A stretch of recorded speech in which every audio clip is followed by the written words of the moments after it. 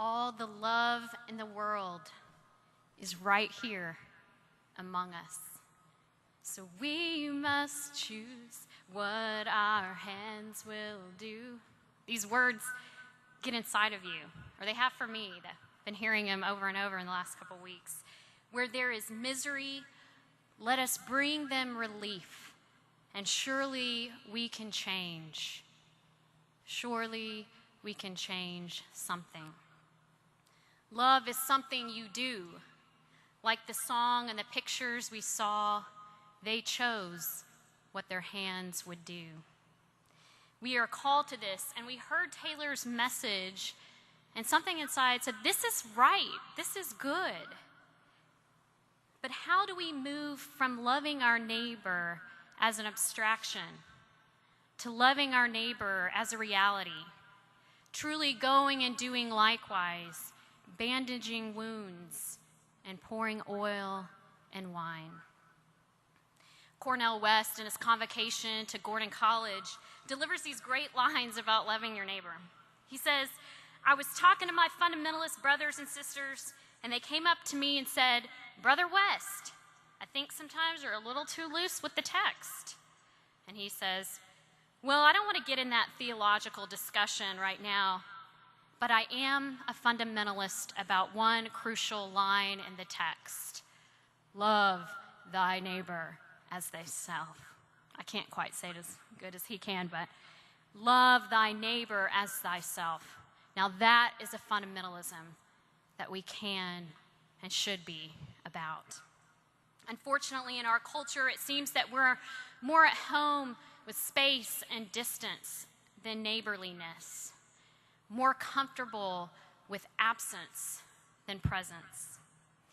It's easier for our hands to hold a remote control than a ladle in a soup kitchen. It's easier for me to send a message on my iPhone than hold your hand in a time of need. For if I truly come to you and touch you and see you, I may see some pain in your eyes or see something there that makes a demand on me. But being a neighbor means going out of the way and having a relationship. It's not natural for most of us. For me, growing up, a neighbor meant someone to borrow a cup of flour or 2 eggs from. For some of us, a neighbor means someone who plays their music too loud or lowers the property value, or grows cars in their front lawn instead of grass. But what Jesus is calling us to is living with and among people who are different from us, actually getting to know them and meeting their needs, but not seeing them as a need, but as one of us. In short, we are to love in particular and not in general. Loving in general is abstract and located in our mind, but loving in particular is specific and located in our hands and in our heart. We don't just feed the hungry, but we shake hands with someone who is hungry, sit down with them, share a meal together, share a conversation, and thus share a holy space. There's a relational piece that must be a part of being a good neighbor. Even if we meet every millennium goal and have not love, have not relationship, we have nothing. Hear it this way.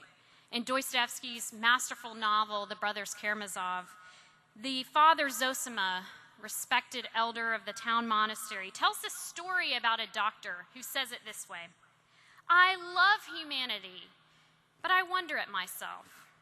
The more I love humanity in general, the less I love man in particular. He goes on to describe how he dreams he could die or be crucified for humanity, but he's incapable of living in the same room with anyone for more than 2 days.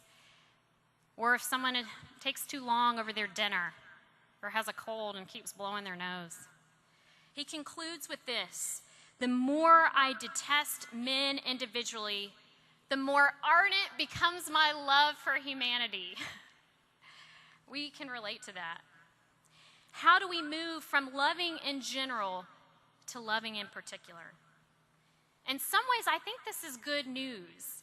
When we try to think of all these huge issues, these global issues, from AIDS to human trafficking to extreme poverty and suffering children, we get overwhelmed. In fact, studies show that we are psychologically unable to handle planetary suffering. So here's where we start. Yes, we still give money to national and international organizations such as Bread for the World, World Hunger, the Carter Offering, and we begin noticing the person right next to us, the person outside the convention center, the person who's angry, the crazy person at the grocery line. Yes, we can care about all the goals around the world and miss the person next to us. Let's just get downright practical. What if you were to take one Millennium Development Goal and go to your local church and ask, how can we get involved in this one goal?